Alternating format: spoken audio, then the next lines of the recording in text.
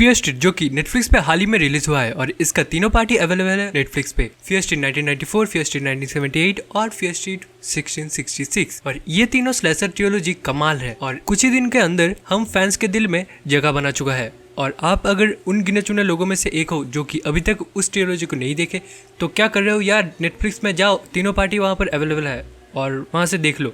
और अगर कुछ दिक्कत आता है तो मुझे इंस्टाग्राम और टेलीग्राम पे फॉलो कर लो, वहाँ से मैं आपको हेल्प करूँगा। बट मैंने तीनों ही नेटफ्लिक्स में देखा था और ये तीनों ट्रियोलॉजी मुझे बहुत अच्छी लगी और तीनों में से मुझे सेकंड पार्ट मुझे बहुत अच्छा लगा, यानी कि 1978। अब मैं स्पॉइलर वार्निंग के साथ मैं स्टोरी के बारे में कुछ बताता हूँ।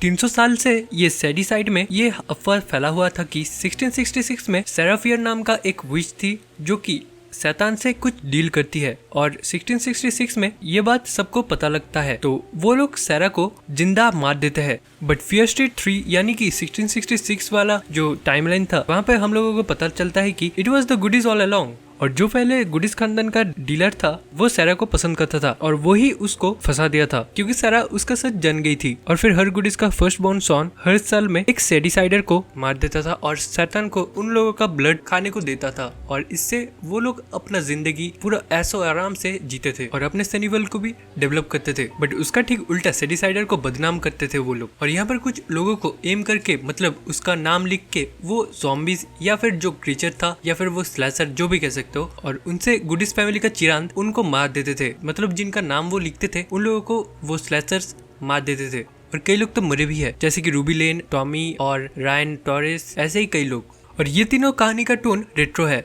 जो कि स्ट्रेंजर थिंग्स का वाइब भी देगा। और स्ट्रेंजर थिंग्स की कैरेक्टर मैक्स जो कि यहाँ पर जिगी का रोल कर रही है वो भी है यहाँ। और मुझे तुम्हारा नहीं पता बट मुझे ये फ्रेंचाइज, ये एक्सपेरिमेंट जो भी कह सकते हो, मुझे ये बहुत बढ़िया लगा। और हाँ, ये कहानी दोनों लेस्बियन लड़कियों के इर्द गिर्द में घूमता है जो कि है डीना और सैम। बट सैम की माँ डीना को बिल्कुल पसंद नहीं करती थी और डीना के और सैम का जो रिलेशनशिप था उसको भी पसंद नहीं करती थी। और इन दोनों यानी कि डीना और सैम की लड़ाई झगड़ा सब कुछ है यहाँ पर और कुछ एडल्ट सीन भी है, फलाना ढिकाना सब कुछ है और सब फुल टू पैक में है। और यहाँ पर हाई स्कूल वाला जो लड़का लड़की वाला जो चक्कर चलता था ना, मैं तुमसे प्यार करती हूँ, तुम मुझसे प्यार करते हो, वो फलाना ढिकाना सब कुछ है यहाँ पर। बट मैं अभी तक सिंगल हूँ, क्यों यार लड़कियों प्रपोज मारो।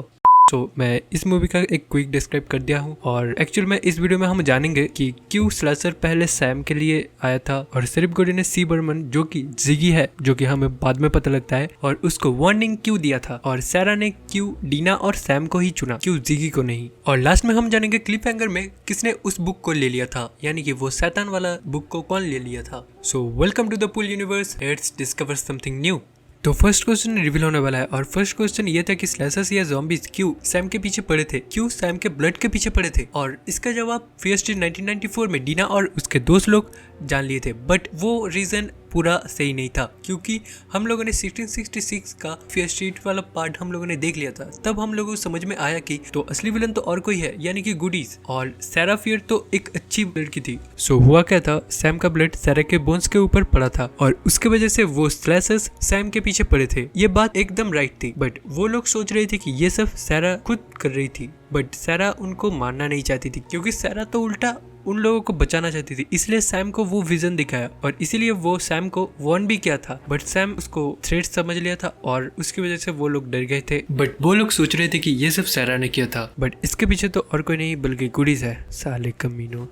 तो सेकंड क्वेश्चन ये है कि सिर्फ गुडी सी बर्मन को यानी कि हमारे जिगी को क्यों वार्न किए थे। 1994 की फियर स्ट्रीट में हम लोगों ने देखा था कि सिर्फ निक गुडी एक नोट सी बर्मन के घर में छोड़ देता है जहां लिखा था ये सब फिर से शुरू हो रहा है। और जैसा कि आप लोगों को पता है सी बर्मन एक्चुअली में जिगी है और सी बर्मन उसकी बड़ी बहन थी जो कि मर चुकी थी। और जिगी और निक 1978 में वो समर कैंप में एक दूसरे से मिले थे और वो दोनों एक दूसरे को लाइक भी कर रहे थे। अच्छा, आप लोगों को तो शायद लग रहा होगा कि सिर्फ गुडी जिगी को प्यार करते थे और उन स्लैशर से बचाने के लिए वो वार्न किए थे। बट जिगी ही एक अकेली पर्सन है जो कि सेडिसाइड के वो कर्स के बारे में बहुत कुछ जानती है और इसीलिए सिर्फ ने जिगी को वार्न तो किया था, बट ये वार्निंग से ज्यादा उसको डराने के लिए उन्होंने वार्न किया था और सिर्फ ये काम में तो काफी हद तक कामयाब भी हो गए थे। तो बात है क्वेश्चन नंबर 3 पे क्यों सैरा ने डीना और सैम को चुनी। ये क्वेश्चन शायद सभी के मन में आया ही होगा क्योंकि जिगी ने भी सैरा के हाथ को छुआ था, बट सैरा जिगी को ना बुला के डीना और सैम को क्यों बुलाई। देखो,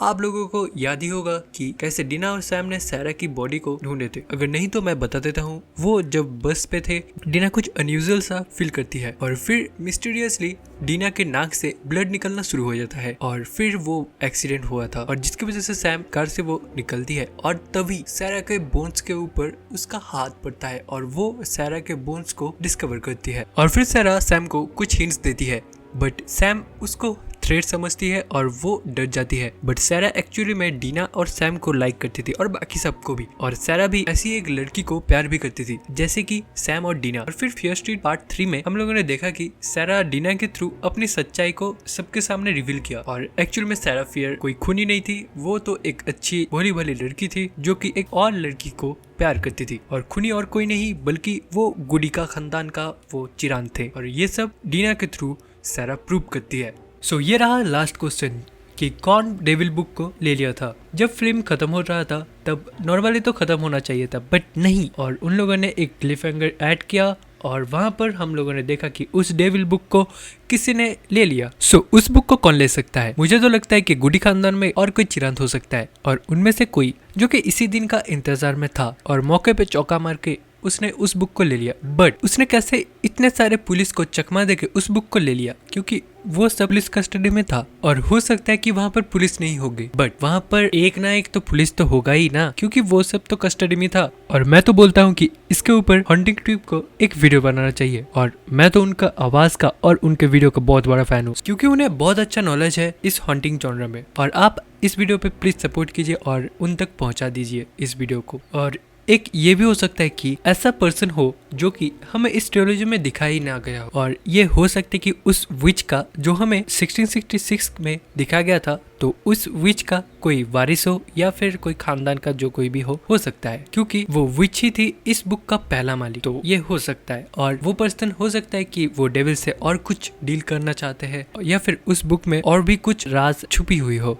तो आप लोगों का क्या विचार है प्लीज कमेंट में बताना। और हाँ, आज के वीडियो के लिए इतना ही और इतने दिन वीडियो ना डालने के लिए मैं माफी चाहता हूँ क्योंकि मैंने एक नया माइक लिया और मेरा जो पुराना माइक था एकदम बेकार है, पूरा बेकार था। सो इसलिए मैंने नया माइक ले लिया। तो प्लीज यार सपोर्ट करते रहो, इस वीडियो को हंटिंग ट्यूब के पास पहुंचा दो। और आप लोगों का क्या विचार है प्लीज कमेंट में बताना और इस वीडियो को देख के अच्छा लगा तो लाइक करना और आप क्या ऐसे वीडियोस देखना चाहते हो प्लीज कमेंट में बताना क्योंकि मैं भी कुछ नया ट्राई करना चाहता हूँ इस चैनल पे। सो चैनल को सब्सक्राइब कर लेना अगर चैनल पे नए आ गए हो तो। सो आज के लिए बस इतना ही, तो मिलते हैं अगली वीडियो में, तब तक के लिए बाय बाय।